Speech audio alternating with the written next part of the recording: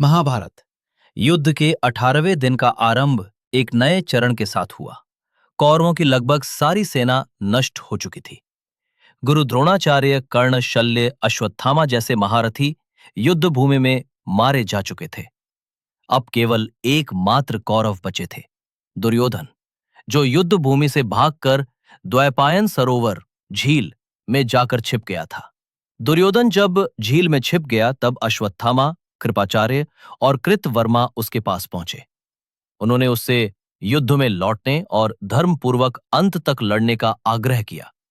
दुर्योधन को अपमान और हार का बोध हो रहा था, लेकिन अश्वत्थामा ने उसे प्रेरित किया कि वो अपने धर्म और कुल की मर्यादा को ध्यान में रखे।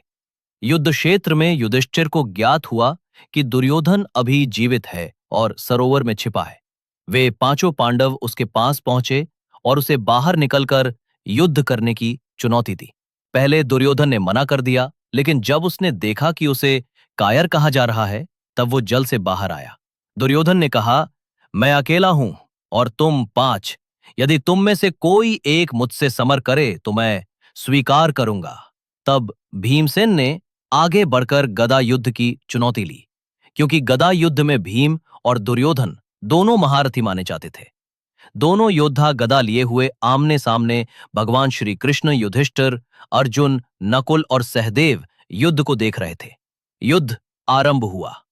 दोनों वीरों की गदाएं बिजली की गति से चल रही थीं। गदा के प्रहार से धरती कांप रही थी। दोनों का शरीर घायल था, किंतु वीरता अपार थी। भीम ने कई बार दुर्योधन को चोट पहुंचाई, लेकिन दुर्योधन की गदा कला इतनी तेज थी कि वो बराबरी से लड़ रहा था। वो युद्ध धर्म के अनुसार केवल ऊपर के अंगों पर वार कर रहा था।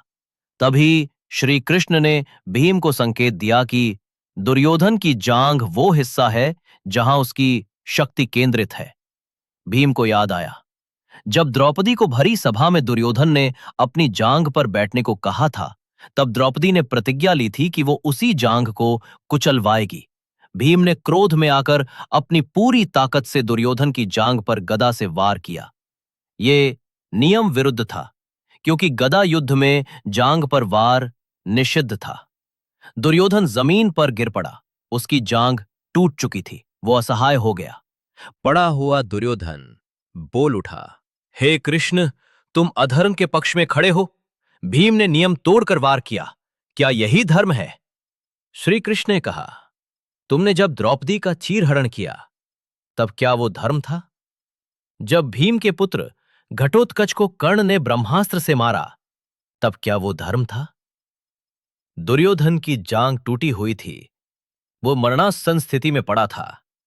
उसी रात अश्वत्थामा ने पांडवों के पुत्रों की हत्या कर दी, जिससे यह युद्ध और अधिक दुखद और रक्त रंजित हो गया।